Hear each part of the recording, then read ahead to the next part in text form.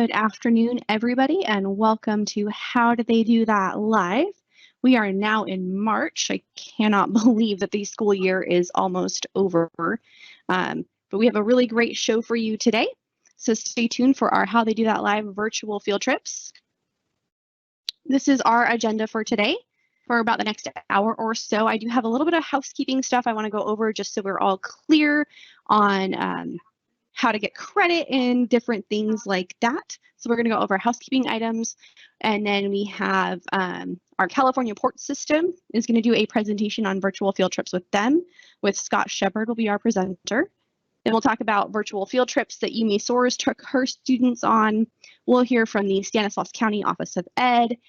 And then finally, our own in-house Scott Nunes, our ed tech coach, Scott Nunes, and one of our fabulous teachers, Deborah Drake, will round out the day by talking about Google Arts and Culture. So a lot of information today on lots of different ways you can do virtual field trips with your students. And as always, we will have time for a Q&A. So just a quick housekeeping piece before we get started. This webinar does count for the 0.5% initiative. So the hour we spend together today will count.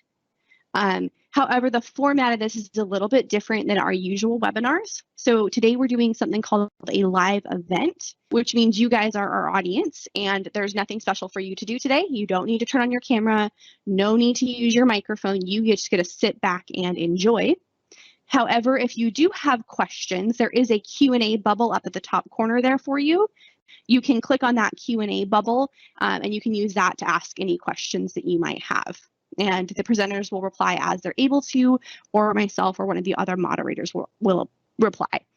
And depending on the question, we'll either privately reply or we might post it or we might answer it out loud. Now, I did say this counts for the 0.5% initiative. However, I don't know who you all are right now.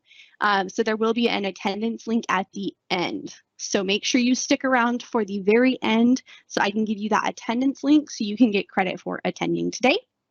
And then sometime tomorrow, I will mark attendance and I will then send out a copy of the recording from today. I will also include the PowerPoint presentation that we used today. So you are going to get all the resources tomorrow morning. So hopefully that answers any questions you might have about the housekeeping pieces. With all that being said, we will go ahead and get started with ports. So Scott, if you want to come off mute and take it away. Sure. Hi, everybody. How's it going? My name is Scott Shepard, and my title is K-12 Access Project Coordinator, and I work for California State Parks. And you might be wondering, what is ports? A lot of the time you hear people saying, like, doesn't that have something to do with boats or the ocean or something? But essentially, ports stands for Parks Online Resources for Teachers and Students.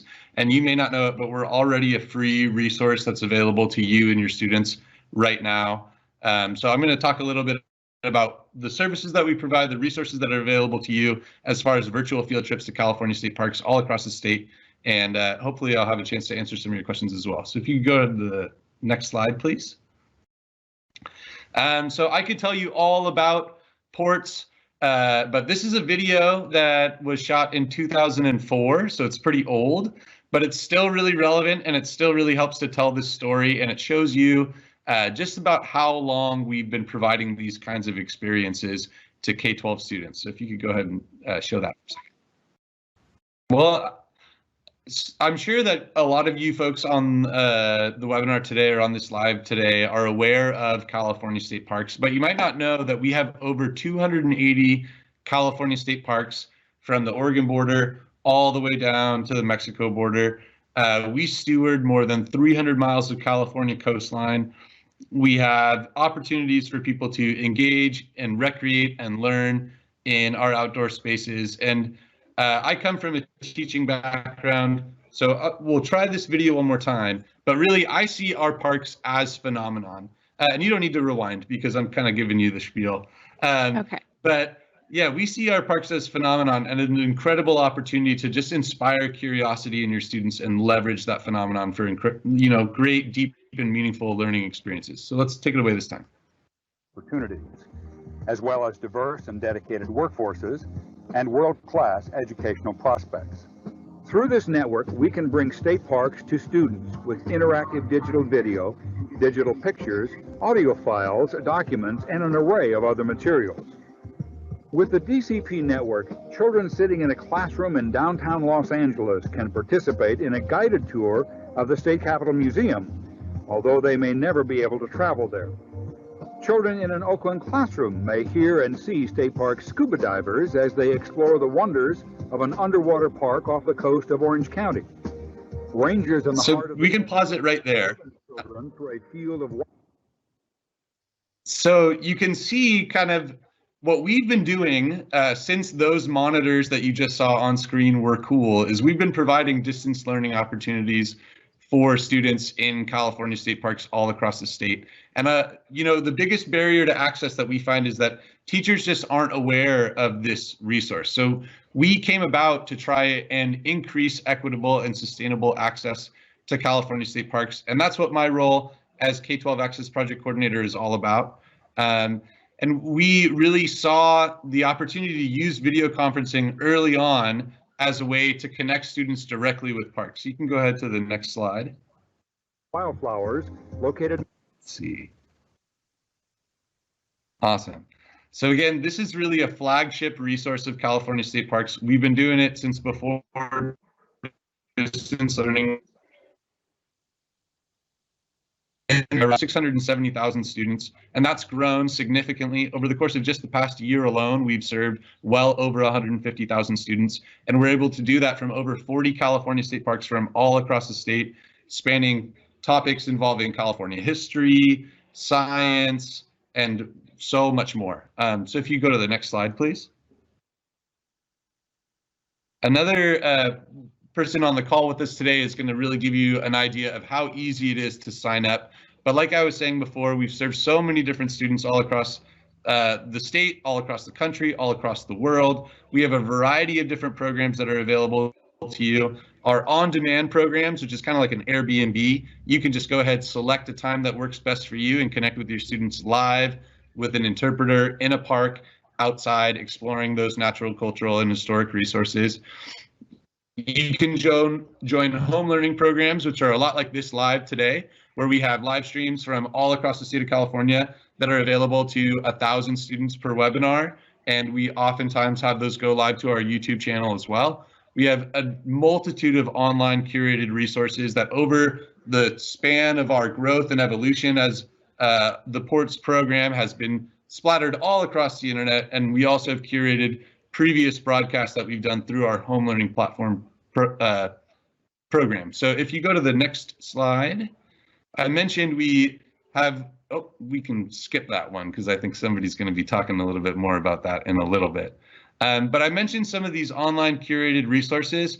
There are so many of them that we've been able to put together and that we've put together in partnership with organizations like Flipgrid, where we have over 350 different topics that relate to a variety of different resources. We partner really closely with California Educators Together and the Smithsonian Learning Labs to provide spaces where teachers can not only design learning experiences, but they can facilitate them as well, using a multitude of resources from across the internet.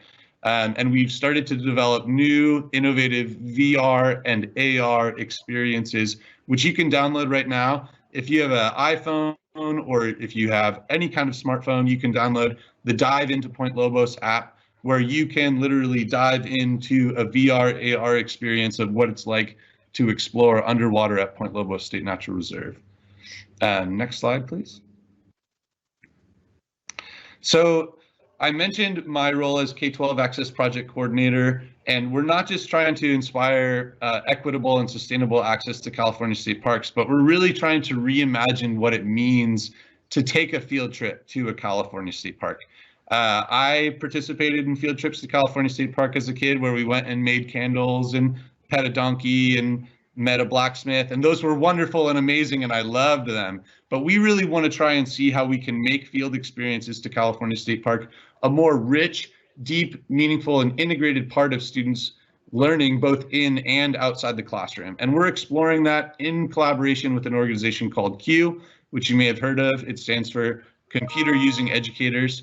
And we also are partnering with our new nonprofit, statewide nonprofit, Parks California, these are some of the goals that we've outlined as a part of this project. So as you see there, we have funding for in-person field trips. We really want to try and accomplish blended access as soon as we can, but we recognize that there's all kinds of barriers to access right now with COVID-19. And as we look to the future, I want to be a resource to you. I showed my contact information earlier on, but I'll go ahead and drop it as an announcement in the chat, and then I'm going to pass it on to the next presenter. So thank you guys so much for the opportunity to share today.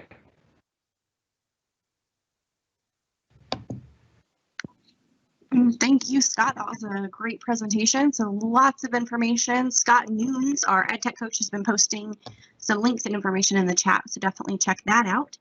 And thanks for the shout out to Q, Scott. We actually have two of our local CCQ board members on this call as well. Scott Nunes, our EdTech coach, happens to be a board member for CCQ. And Matthew Ketchum, our director, is actually the treasurer for that group as well. Awesome. That's wonderful. So yeah. Wonderful. I'll also be presenting at, oh, sorry, Alexandra, I didn't mean to interrupt. I'll also be presenting at Spring Q this weekend on Saturday to really talk more about this Passports project and what it means to reimagine the K-12 school field trip. So I'd love to see anybody on this call at that session if you're attending. Okay, awesome. Yeah, if you guys are going to Spring Q this weekend virtually, definitely look for Scott's session. Thank you, Scott. Up next, we have our own Yumi Soars with us, and Yumi will be talking about actually doing one of these virtual field trips with her students. So Yumi, if you're ready, go ahead. All right. Hello, I'm Yumi Soares. I'm a computer literacy teacher, and myself and Matthew Ketchum coordinated a virtual field trip for our 4th through 6th graders here at Wilson. So, next slide. So, as Mr. Shepard mentioned before, there's various Ports on-demand programs. Next slide. Or is it frozen? There we go. From immigration history at Angel Island to monarch butterflies and sea otter adaptation for our primary grades. And I was thinking with the intermediate grades, the Gold Rush and Pioneer Living. And for our junior high and high school kids, perhaps the art and science at Hearst Castle. Next slide. And the process was super easy. So once you select the on-demand program, you will notice it will tell you exactly what grade level it would fit, approximately how long the program is, and just a little summary of what they're going to cover. Next slide. And then all you have to do is basically select the date and time. Next slide. And we actually received a confirmation within a week. It was that easy. So basically what California Ports sent to us was basically some information. So you'll notice right there towards the bottom it says download the teacher's guide, so you can front load some information prior to your virtual field trip. And then they also provided student journals, which I had my teachers print and have science journals for the kids to participate in, which had vocabulary, area for them to sketch some plants, Venn diagrams for them to compare and contrast, and as well as personal journaling. Next slide.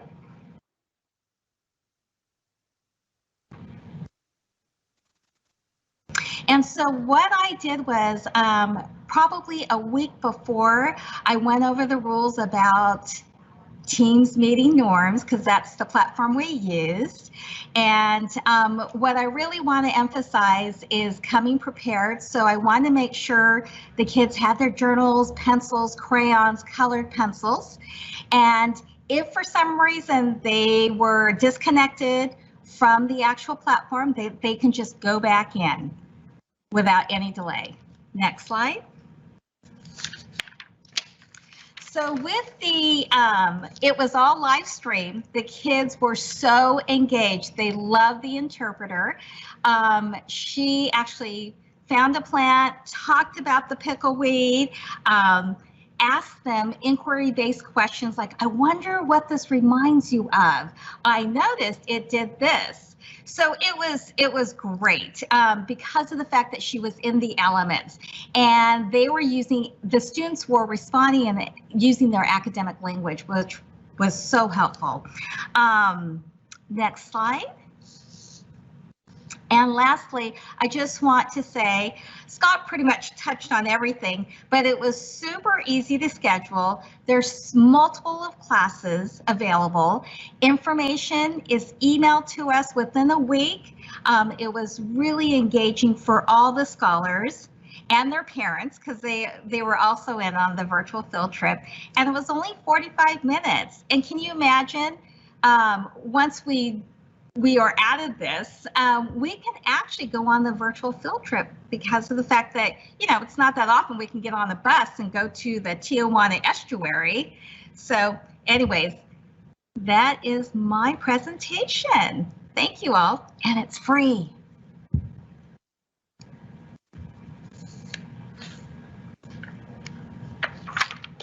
All right, thank you, Yumi. Free is one of, I think, teachers' favorite words.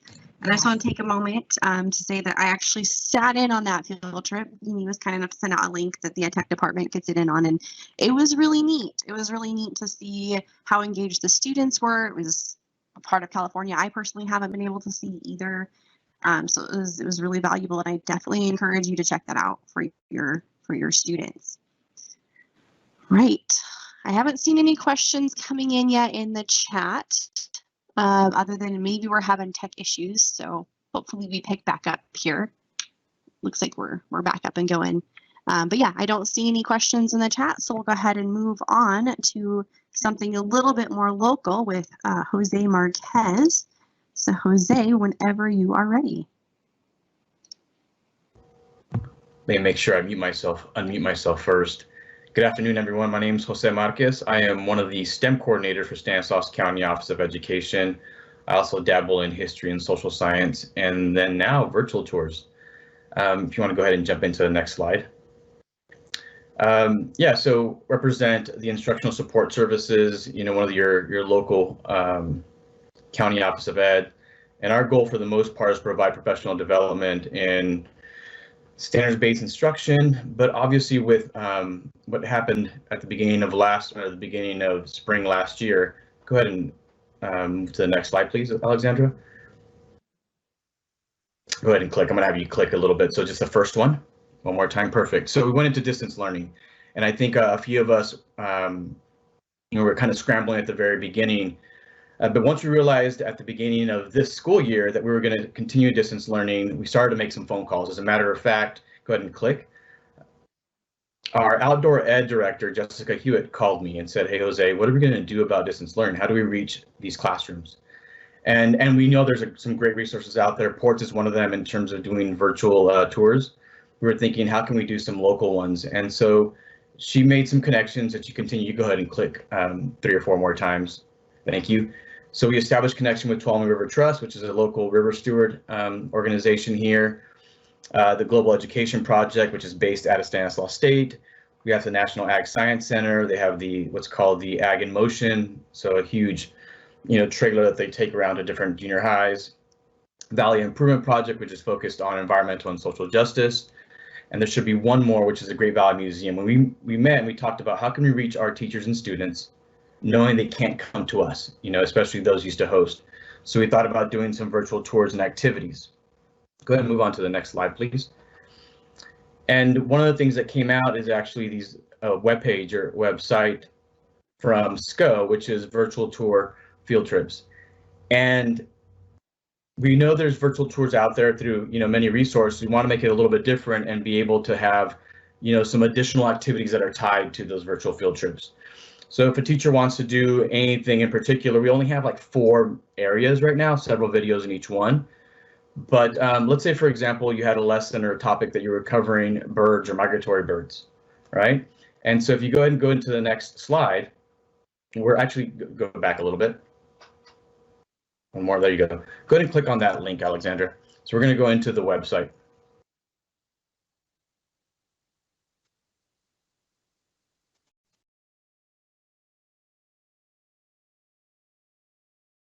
that link work?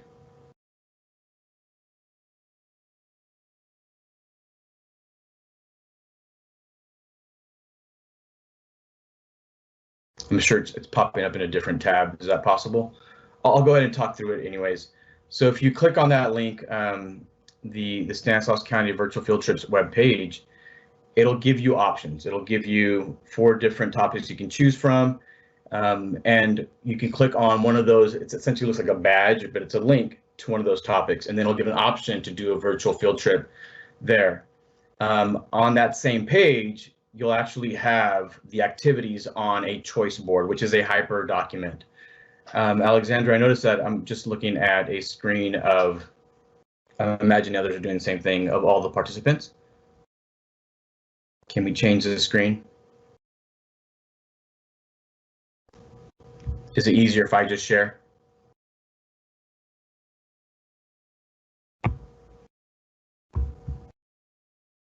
I'm not hearing any responses.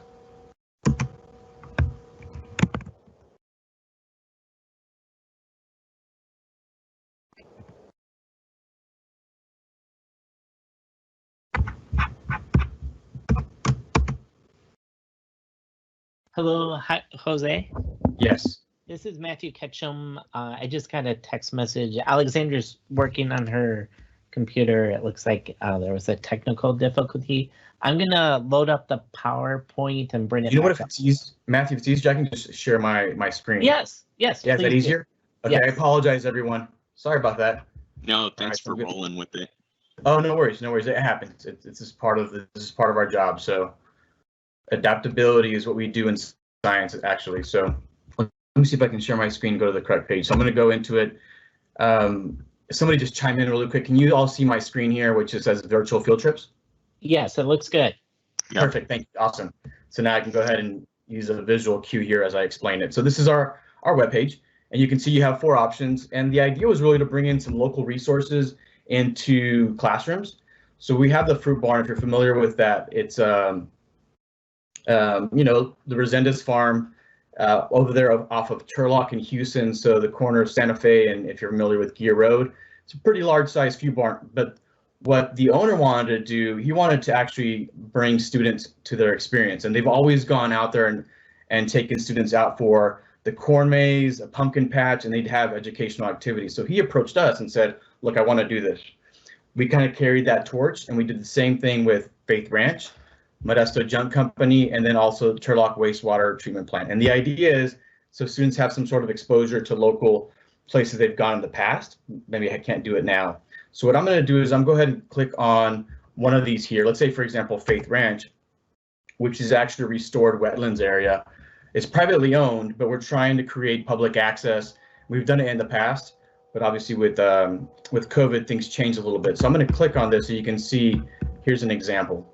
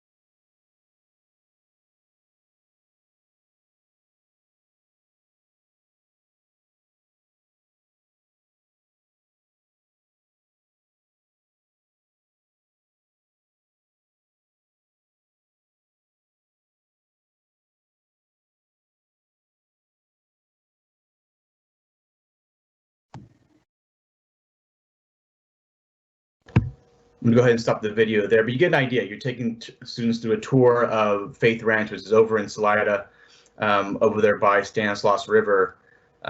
So they've restored some of these wetlands for the Aleutian cackling geese, but there's all kinds of waterfowl that show up and even other animals as well. So it's just a great experience for students. But what we've done in addition to the virtual tours is actually add a choice board.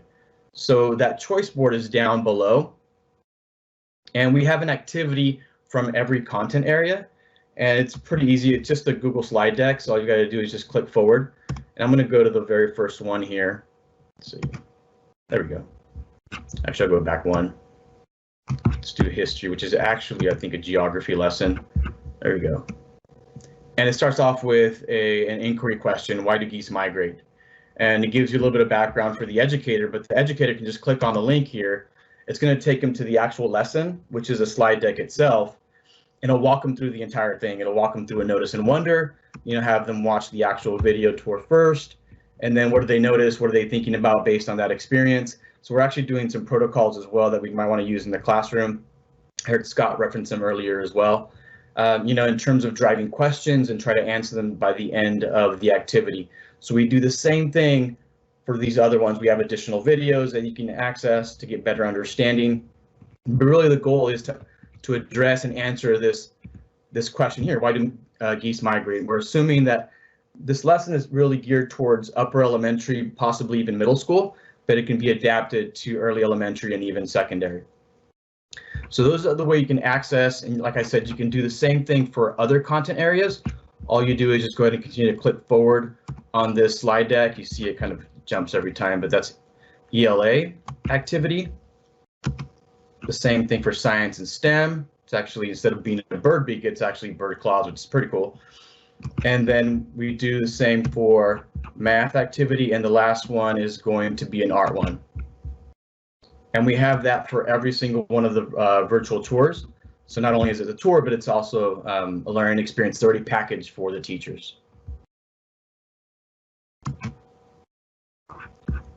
And that's the end of my presentation. I'm going to pass on the baton. I think we're doing Q&A at the very end of all the presentations. Hi, Jose. Hopefully you guys can hear me now. I can't hear you. Thank you. Perfect. Yes, we'll be doing Q&A at the end. So I'll go ahead and take back over. I apologize. My Teams decided it did not want to work anymore, so I had to do a quick restart. But now I am back, and hopefully we don't have any more issues.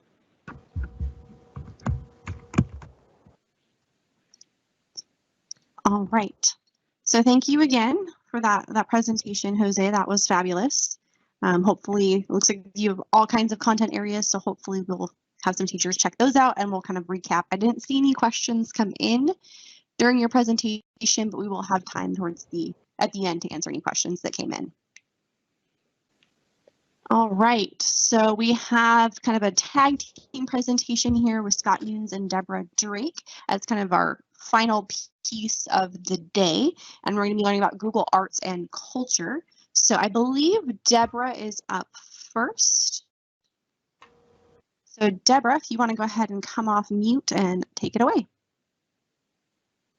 All right. Hey, good afternoon, guys. So we're going to go on some field trips. So here we go. This is Google Arts and Culture. And creativity takes courage. So let's go to the next slide.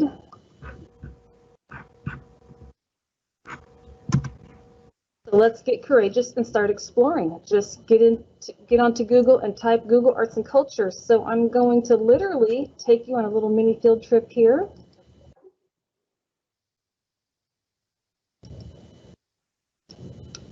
And I'm going to pretend that you guys are my students.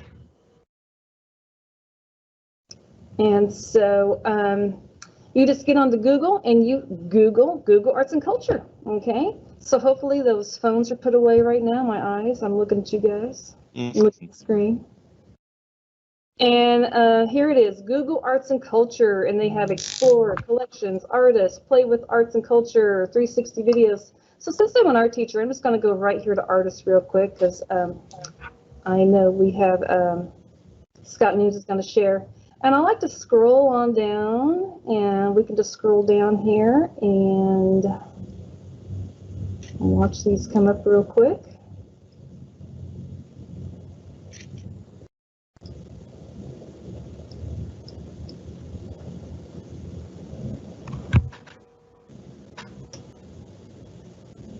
All right, I'm going to go right here to George Serrat's painting. And as you scroll down here, it shows, like, it talks about it right there, a little bit more about it. But watch this, guys. I can click on it. This is my favorite part right here. And see that little thing right there? I click on that. And then maybe I want to see that dog a little bit closer, so I can kind of click on that. And then that little thing right there brings me closer. And, ooh, cool. And I can go a little closer. All right, that's pretty cool. And then I can go a little closer. And check that out. You got a monkey there and a dog. And guys, check this out. You can get insanely close. I mean, literally. Look at that. Isn't that just crazy?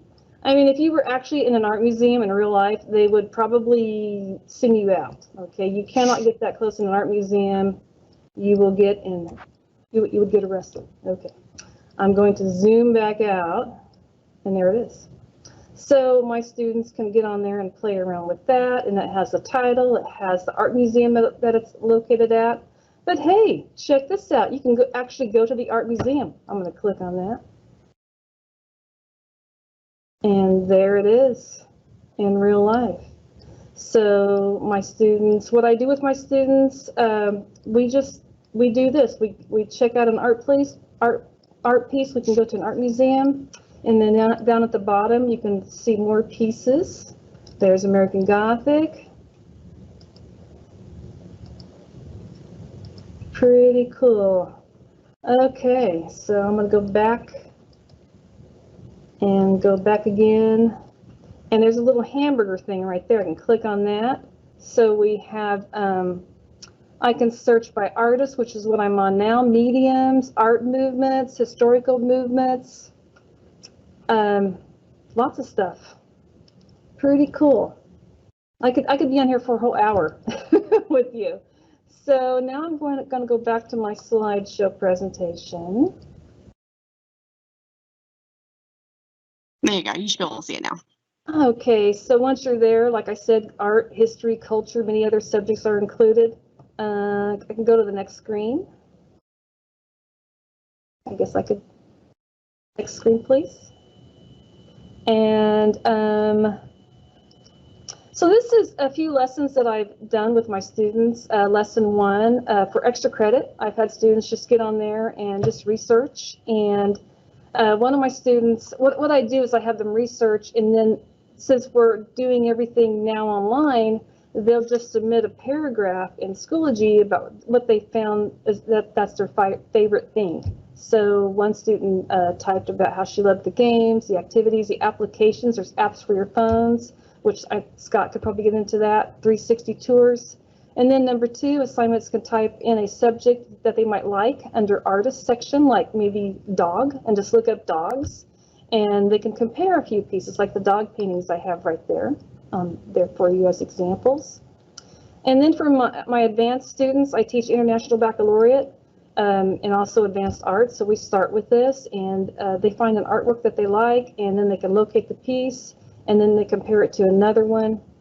And but it must have, like, if I can even read today, compare with similar subject matter, but the 2 pieces must be from different cultures, eras, and possibly mediums. So here we have 2 dog paintings, and we have Garritu's painting Dog at Rest, that's from 1650, and then we have a Giacomo Balla's painting 1912 called Dynamism of a Dog on a Leash. So we could, as a class, we could talk about these 2 paintings, compare, contrast, or it could just be like an assignment. And that is it. I wanted to keep it short so Scott can have his time. Any questions? Well, thank you. Yeah, any questions right now, Alexandra? I'm not seeing any in the chat. Welcome everyone. I'm Scott Nunes. I'm going to go ahead and share my screen here. I'm your neighborhood friendly EdTech coach. Thank you so much everyone for attending today. I'm super excited to go ahead and share this out. So essentially when you go right to Google Arts and Culture, this is the first thing you're going to see, and I invite you all to join me on there. I threw the link in the chat, and let's embark on a voyage with Google Arts and Culture. It's pretty cool. I'm going to tear through this next set of slides, and I want you to focus on the details. What do you notice? So think about things like what stands out to you. What's your favorite piece? Think about what I might be doing from the educator-teacher perspective. So there are going to be some things that I'm modeling as a great example, some things I'll be modeling as a non-example. So think about those and don't be afraid to paste them in the chat and we can share those out to everyone. So here we go. And like I said, I'm going to be just ripping through these. See if you can find a common thing among all of these items here. So that was fast, right? And I didn't give you any names of any of the pieces. So speaking about non-examples, that would be something you wouldn't want to do when you're in there, but definitely asking something small like what stood out to you, just basic observational things. If you have something that stood out to you, please throw it in the chat. Something else you could kind of scale up. How did movement shape your perspective? So me going through those slides fairly rapidly, about 1 to 3 seconds per slide. What stood out when presenting that way rather than spending an elongated amount of time per slide? And essentially what unites this collection? So if you put the right answer in the chat, first person, there is something that unites all of these pieces. I'll check the chat towards the end and see who the winner is, and I'll give you a free Schoology shirt. I'll have it delivered to your site. So let's get ready to go live. I'm going to reshare my browser here.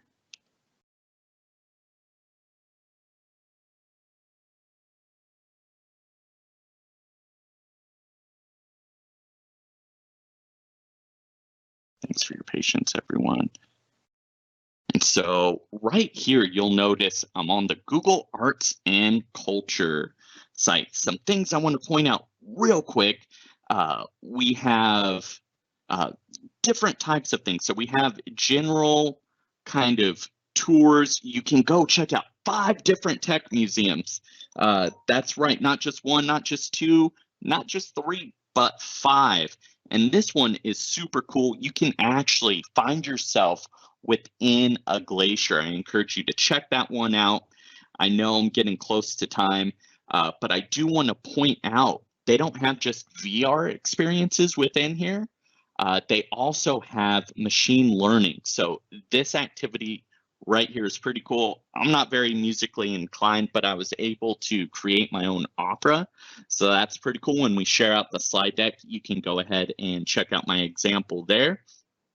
And then lastly, we have artificial intelligence with this game. So using AI or artificial intelligence, you can guess which came first. And I recommend similarly to what Deborah said, start small and then scale up with your students. And this is something to where you can do it across all content levels. So I'll go ahead and end right there. This is something that has something for everyone in all content areas and all grade levels too. And if you need help or you want to do your own tour, reach out. I'm Scott Nunes and I put my email in the chat. Thank you, everyone.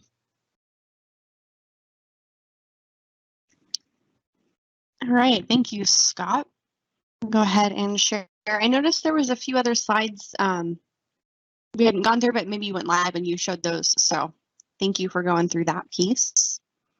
And who put the right answer in the chat? Somebody put Their name's not there, so just email me. Whoever put blue, anonymous at 355. That sounds like our anonymous is our winner. So that's anonymous, whoever you are, please reach out. And that is our presentation today. So we definitely have a little bit of time for some Q&A or any thoughts, impressions that you guys have. I'll go ahead and take back over the screen here. Share my desktop back with everybody.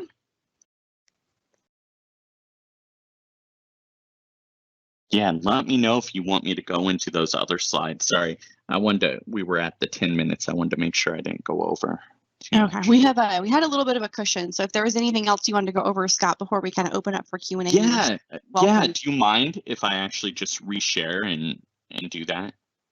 No, go for it. Go ahead. Okay, and I'm gonna back totally over. do that. Thanks for hanging in there, everyone. Because this is pretty cool. So I'm going to go into the tech museums, and this is really easy. I encourage you to try it on different devices. It works well on a student device, which is web-based, your Surfaces or teacher devices, and also on mobile devices. It's a little trickier on phones, but it works. So we have the Museum of Arts and Industry in Paris. I wish I had seen it when I was in Paris in 2000, but I did not. And like Deborah said, if you get too close to a painting, there will be armed guards ushering you out. I know from personal experience, they did let me stay, but I believe they did point an M16 at me. So be careful when you're visiting real art museums. But what's really neat is you can just go to these, and I click down and I have these movement controls, and I can just go around and explore. I'm going to turn and check out this area. Now I can't get as close as Deborah got in these to where I can really see the texture of stone, but I can get fairly close and maybe even closer and get a better view than I would get in person. Unless you're getting a private tour when there aren't too many people, this is really nice, and the navigation is really easy. My younger children can navigate through this. Basically, if you can click, you can do it. You know, it might take a little bit. I can get really close to this plane over here, which is pretty cool, and look underneath the plane. Let's see if it'll let me now. And I can see all the wood paneling on this plane, which I was fascinated with as I was preparing for this presentation. So, I mean, how cool is that? You can really see all the idiosyncrasies of this. I'm going to go ahead and go back and jump into another turn, or tour, not turn, pardon me. And this one's really neat. So that last one showcased an immersive VR experience so you could walk around. This one utilizes 360 video, meaning in this video experience here, I can go ahead and just look around, and the people are moving in this. And then it actually tells the story. I forgot to share my audio, but I can hang out right here in this crevasse here. And this kind of freaked me out initially because I would never be brave enough to do this in real life. But something I find fascinating and a lot safer. And I try to look down. You can see the camera person's body here. So they have a 360 camera on top of their head. But when I looked down, it was a little scary. You can see the abyss. And I want to showcase the AI here.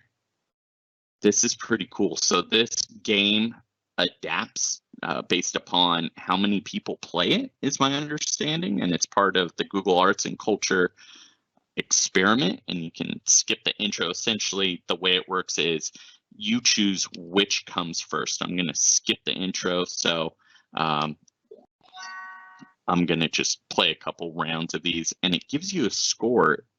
If you ever have a few minutes at the end of a lesson, this is a great thing to do. It's fun, exposes students to AI, artificial intelligence, and art and culture.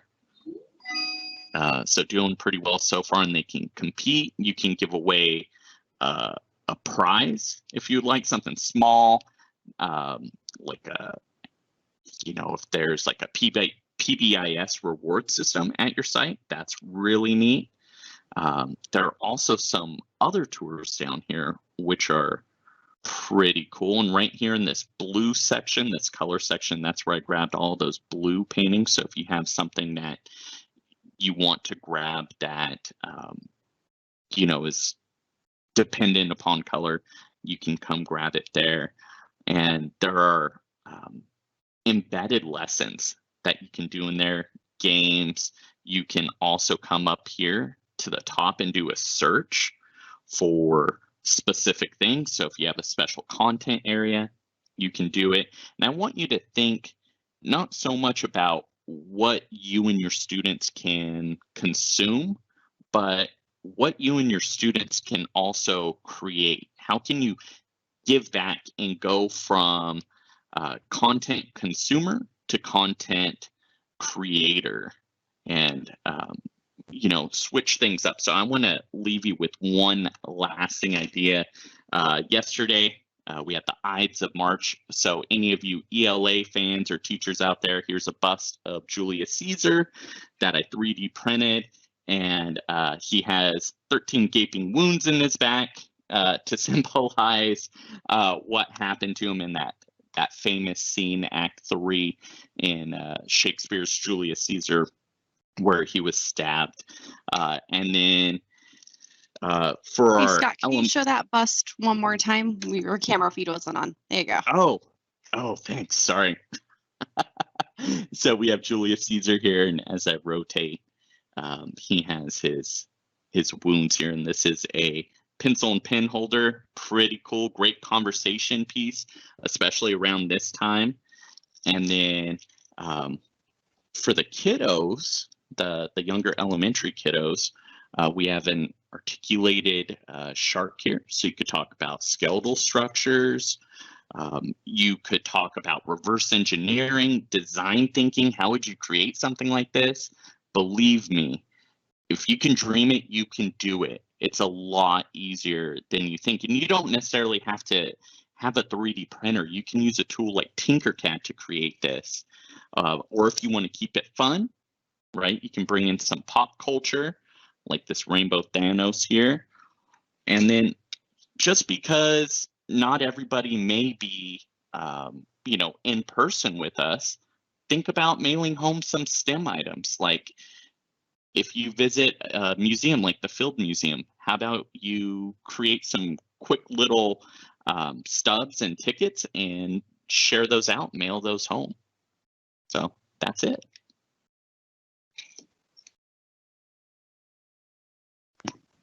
Thank you, Scott. That was a fabulous presentation. I think we have one more bonus piece.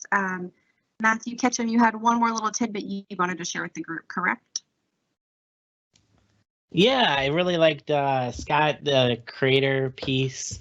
And one other item to share, I'll share my screen, is in the chat is a link to Learn with Google Arts and Culture. And this is fairly new in the last month or so. And in this is a lot of resources for the teacher. So a lot of things that you saw that Deborah was showing and Scott were showing with the website, you can come here and you can get lesson plans. And these lesson plans are very detailed for different links, different activities, different things to have the students do, which I really like. Even has a curated list that you can go through for those field trips. And if we scroll on down, they have what I really like, not just the 360s, not just the field trips to transport you anywhere, but this, applied digital skills. So this is taking those really great engaging lessons that we have within Google Arts and Culture, but also utilizing digital skills as well for students. So here they're not only learning about space and the space shuttle, but it gives them an activity for creating a presentation of what they learned in Google Slides. Here, creating their own quiz questions based on what they learned of the Palace of Versailles. Even creating a scavenger hunt within Google Slides. So this is not just learning about the topic, but they're actually doing the creator piece, as what Scott said, and applying their digital skills and computer skills with that same activity. And this link is also within our chat. Thank you, Alexandra. Thank you, Matthew. All right, so lots of good information today, ranging from arts and culture to local field trips to things all around California. So hopefully you found some tidbit or nugget that interested you and you're interested in sharing with your class. It looks like our winner of Scott's contest was Michael Smith from Modesto High. So congratulations, Michael. Looks like Scott will be mailing you a Schoology shirt, so definitely make sure you reach out to Scott Nunes for that piece so you can get your free shirt. We'll see if any other questions kind of come in, but again, we had a lot of information today. Just to kind of remind you about the housekeeping pieces, we do need you to fill out an attendance form. I just made an announcement with the link, and the link is also on the slide that I am sharing with you. So please fill that out to take the attendance survey. That basically just confirms your attendance for today. And if you have a project you would love to share or any future ideas you would like to see, we are starting to plan how do they do that live for next school year already. You can never be too ahead of these, and we would love to hear what you would like to see. So if you have any ideas in the attendance form, please share those with us, because we definitely, this whole event is by you and for you, so we would love to hear what you would like to see for how they do that. See if we had any questions coming in. And then as a reminder, I will mark attendance tomorrow, and I will send an email with our recording from today, and I will include the slide decks. You will have all those links that our presenters included in their slide decks. And I'm not seeing any questions, but I do see here that somebody would love to visit restaurants. And me being a foodie, I assume that was just commentary on I'd like society to open back up. But they went on to say they teach culinary arts, and I do agree that would be really neat. There's some really cool behind the scenes stuff that happens in those kitchens to get large volumes of food out to people. So we'll have to see if we can find any restaurant back-end kitchen tours or just restaurant tours for our culinary arts teachers. This would be a great time to create some of those virtual tours, because restaurants aren't open, and be a great way to get the word out about places. So hopefully we can find some resources on those. All right, I'm going to go ahead and post that attendance link for you guys one more time, just to make sure we all have access to it. Can I add something, Alex? Absolutely. Go ahead, Scott. Yeah, this is Scott Nunes. If anyone wants to learn how to create your own virtual tours, I'm more than happy to work with you one-on-one to do that. Just basic equipment, cell phone or camera. We'll do it. You can even scale it up with a 360 camera. If you're not sure how that works, I've got you. You just have to be a willing participant and not be afraid to fail and learn along the way. That would be awesome. And if you do make your own virtual tour, who knows, maybe we'll ask you to present next year.